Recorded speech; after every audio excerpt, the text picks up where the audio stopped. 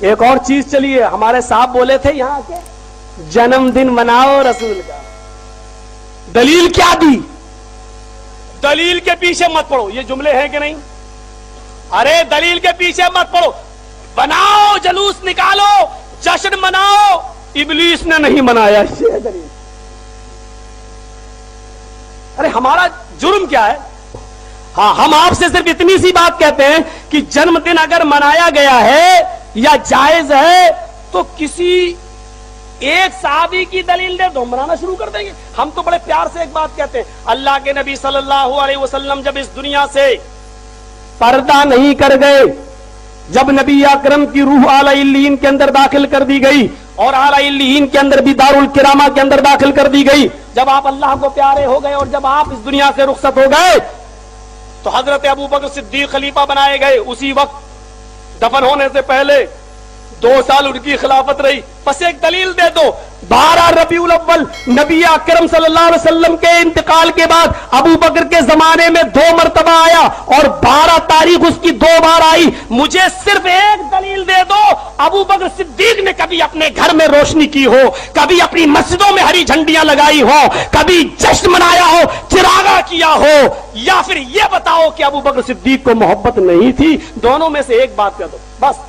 ابو بکر کو محبت تھی یا نہیں؟ اگر تھی تو جلوس کیوں نہیں نکالا؟ اگر تھی تو جشن کیوں نہیں منایا؟ بس دلیل ہی تو مانگ رہا ہوں، تم دلیل دے دو، ہم کل منانا شروع کر دیں گے۔ کہتے ہیں ابلیس نے نہیں منایا، یہ دلیل ہے۔ ابلیس نے نہیں منایا، یہ دلیل ہے۔ جو یہ کہتا ہے سوائے ابلیس کے سبھی کچھ یہاں منا رہے ہیں۔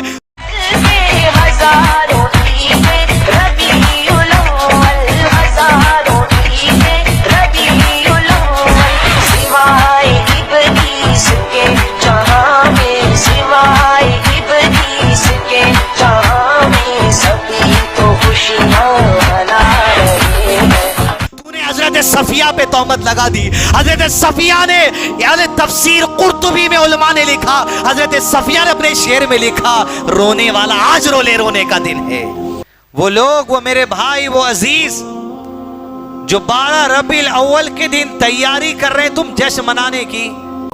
آج بھی چند بندے شیعہ سنیوں سے پوچھتے ہیں کہ تم میلاد کیوں مناتے ہو؟ یہ میلاد منانا قرآن کی کس آیت میں لکھا؟ آؤ میں تمہیں قرآن سے ثابت کروں میلاد کس نے منایا۔ سب سے پہلے یہ میلاد ہی اللہ نے منایا تھا۔ خدا نے کہا میں نے زمین کی دری بچھائی ہے تیرے لیے، میں نے آسمان کا سائبہ لگایا ہے تیرے لیے، میں نے سورج کی لائٹ رکھی ہے تیرے لیے، میں نے چاند میں روشنی رکھی ہے تیرے لیے، میں نے ستاروں میں چمک رکھی ہے تیرے لیے، میں نے ہواؤں میں ترنم رکھا ہے تیرے لیے، میں نے دریا کو روانی بخشی تیرے لیے، میں نے سمندر کو طغیانی دی تیرے لیے، میں نے بادل کو شور دیا تیرے لیے، میں نے ہواؤں کو زور دیا تیرے لیے، میں نے کلیوں میں چٹک رکھی تیری محبت کے لیے، میں نے سبزے میں لہک رکھی تیرے پیار کے لیے، میں کائنات میں جو جو بناتا گیا وہ تیرے لیے بناتا گیا، کائنات میں جو جو سجاتا گیا وہ تیرے لیے سجاتا گیا۔ تجھے میں نے صرف اپنے لیے بنایا تھا، پھر کائنات کا ذرہ ذرہ میں نے تیرے لیے بنایا، کائنات کا ذرہ ذرہ میں نے تیری محبت میں بنایا۔ ابھی یہاں پہ کوئی آئے گا اور وہ آکے دیکھے گا کہ یہاں لائٹیں ہیں، یہاں ساؤنڈ ہے، یہاں دریاں ہیں، یہاں سائبہ ہے، کوئی پوچھے گا کیا ہو رہا ہے،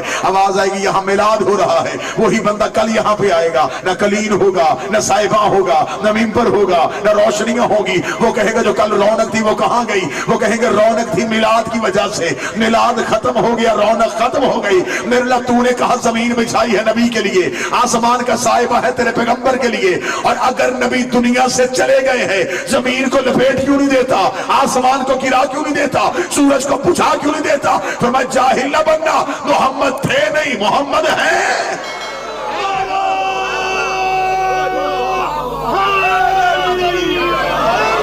نبی تھے نہیں، نبی ہیں۔ اور جو آج کہتا ہے کہ معاذ اللہ ثم معاذ اللہ نبی دنیا سے چلے گئے، وہ بھی اپنی اذان میں کہتا ہے اشہد ان محمد رسول اللہ، میں گواہی دیتا ہوں محمد اللہ کے رسول ہیں، تھے نہیں۔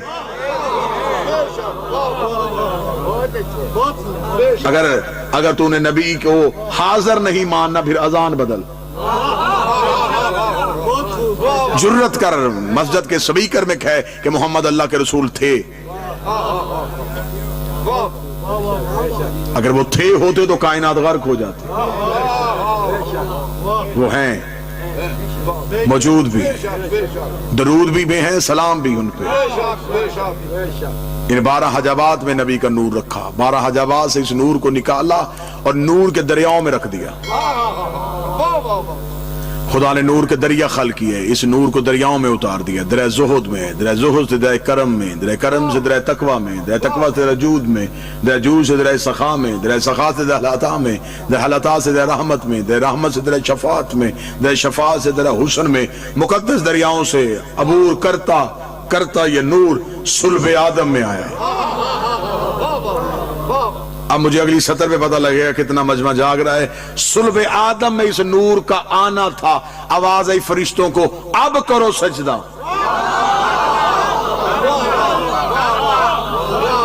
اس کا مطلب ہے سجدہ آدم کو نہیں ہو رہا سجدہ اس نور کو ہو رہا ہے جو آدم کی پیشانی میں منتقل ملائکہ کو حکم ہوا اب سجدہ کرو اس لیے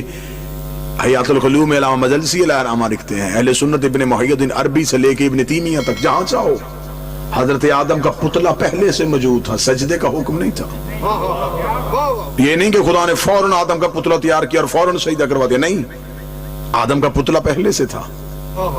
لیکن سجدے کا حکم نہیں تھا ملائکہ گزرتے تھے آدم کے پتلے کو دیکھتے تھے لیکن انہیں پتا نہیں تھا یہ کس لیے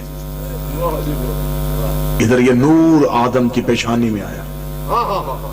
خدا نے کہا اب سجدہ کرو سجدہ جسم کو نہیں سجدہ نور کو ہے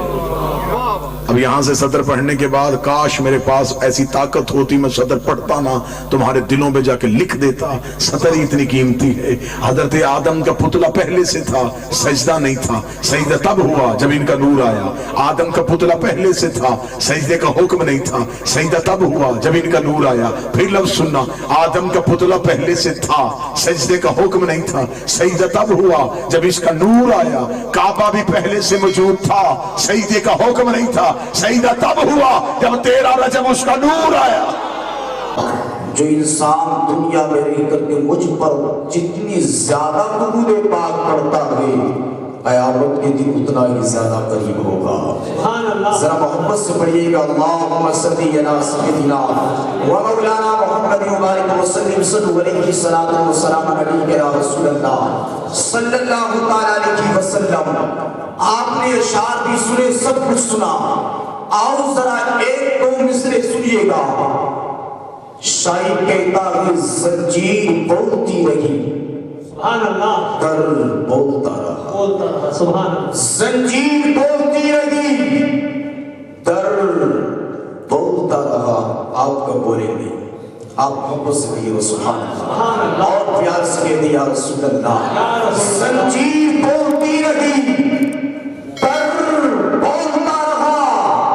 لوٹے